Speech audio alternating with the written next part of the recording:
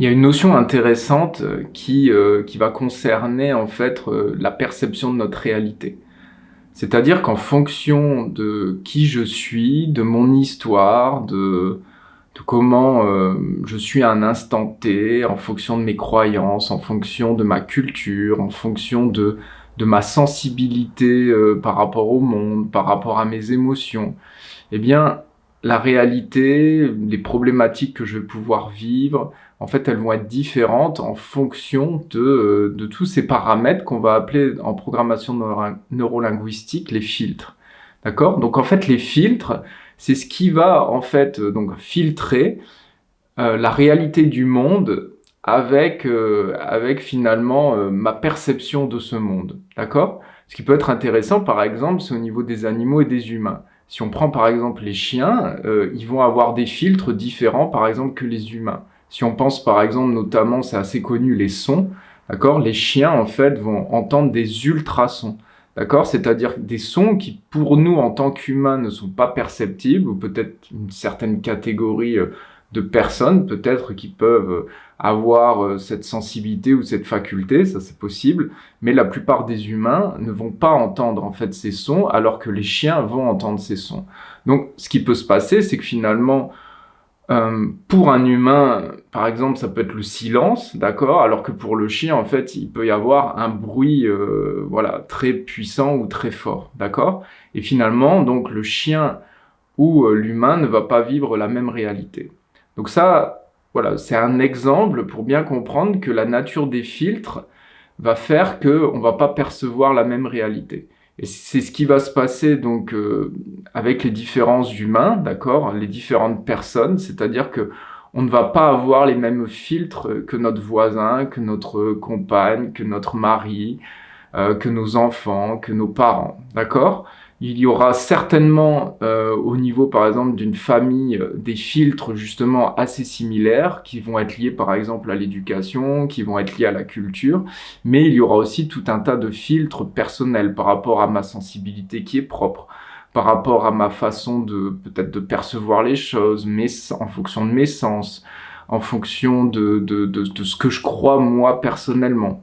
D'accord? Donc l'idée en fait de tout le travail, je dirais, de coaching et en général d'accompagnement, en fait, c'est vraiment d'avoir en fait une variation sur ces filtres. D'accord? Par exemple, si j'aborde une problématique ou que j'ai envie de savoir, par exemple, dans 2 ou 3 ans, ce que j'ai vraiment envie de faire ou quelle est, par exemple, ma transition de vie, bah, par exemple, le fait d'avoir quelqu'un, par exemple un coach qui va nous questionner par rapport à ça, eh bien, peut-être que si je vais me poser en fait la question par moi-même, eh bien, je vais percevoir en fait cette question et ma réalité d'une autre manière que si par exemple on me la pose. C'est-à-dire que mes filtres ne vont pas forcément être de la même nature et peut-être que je peux ou pas avoir une ouverture en fait peut-être plus grande si en fait on me pose une question directement plutôt que je me la pose moi-même. Donc en fait, ce qui est intéressant par rapport à ces filtres, et je trouve que c'est là la notion subtile, donc il y a tout le travail sur les croyances, sur ma perception, sur la façon dont je suis, et c'est là où on va insister pour notre événement, hein, le Reset Event, c'est que en fait, l'idée c'est vraiment de mélanger en fait plusieurs disciplines, hein, le yoga, les massages, la marche, la nutrition aussi, le fait d'aller dans différents sites, le fait que cet événement se passe à plusieurs milliers de kilomètres de France. En fait, cette multitude en fait, de disciplines, elle est vraiment au service du coaching, de l'accompagnement et de la transformation de la personne, des participants. C'est-à-dire que bien entendu, par exemple, la séance de yoga à 7 heures du matin, eh bien, elle peut me relaxer, comme je vais aller faire une séance, par exemple, de yoga, voilà, quand je suis chez moi, et donc il va y avoir une détente. Mais l'idée aussi, et c'est pour ça qu'on a vraiment réfléchi à ce séminaire d'une certaine manière, c'est que pour justement aborder le coaching, par exemple dans la matinée, il y aura eu déjà en fait une forme de travail préparatoire aussi pour justement détendre le corps, apaiser la tête, en faisant aussi notamment de la méditation. D'accord? Donc, l'idée, c'est qu'en fait, c'est vraiment aussi d'ouvrir ces filtres. C'est-à-dire que ça va pas être la même chose d'aborder certains protocoles de coaching, d'aborder certaines questions. Donc déjà, le fait qu'il y ait un cadre de coaching, ça va être différent que si je l'aborde par moi-même, le fait d'être en groupe, le fait d'être dans un lieu particulier. Mais en plus, l'idée, ça va être vraiment de changer un petit peu d'état intérieur pour regarder finalement, je dirais, ma vie, apprendre à mieux me connaître, savoir le prochain palier que j'ai envie, sur lequel j'ai envie d'aller.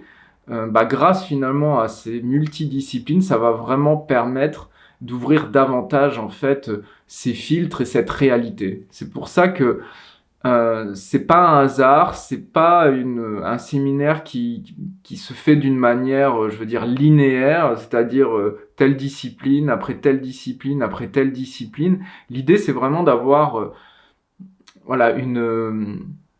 un mouvement, je dirais, organique, en fait. C'est que chaque chose un peu circulaire que l'on va faire, ce sera justement pour favoriser en fait une plus grande transformation. Et après, ce sera tout l'enjeu de l'après-séminaire. C'est pour ça qu'on a prévu plusieurs heures de coaching après le séminaire, parce que, en fait, c'est que grâce à cette ouverture de filtre, eh bien, je vais pouvoir, pendant la semaine, en fait, vraiment aller dans des espaces où je ne vais pas habituellement. Et tout l'enjeu, en fait, ce sera de revenir de Chypre et d'apporter finalement ce que j'aurais trouvé dans ce séminaire. C'est pour ça que c'est pas une parenthèse, c'est une parenthèse, mais intégrative à sa vie, pour justement pouvoir implémenter, intégrer ces changements dans ma vie. Et donc, c'est là où tout le côté de la pratique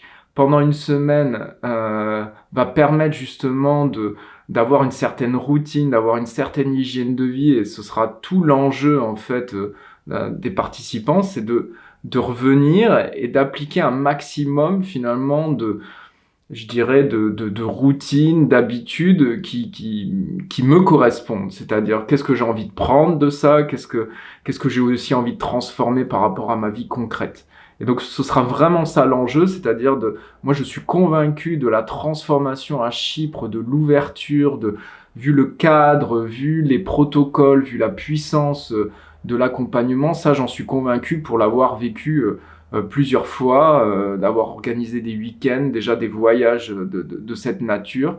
Mais vraiment, l'enjeu, ce sera vraiment au retour, c'est-à-dire comment je vais pouvoir ramener cette plus grande partie en fait que j'aurais pu toucher grâce à cette expatriation et à l'ensemble en fait de ce package en fait d'une semaine.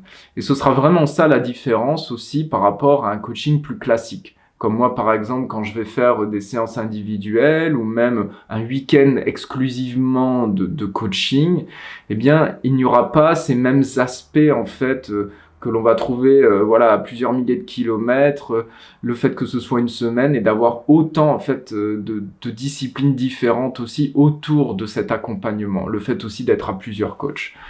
Donc voilà, je voulais faire cette vidéo pour vraiment vous éclairer en fait sur le programme et pourquoi en fait c'était important.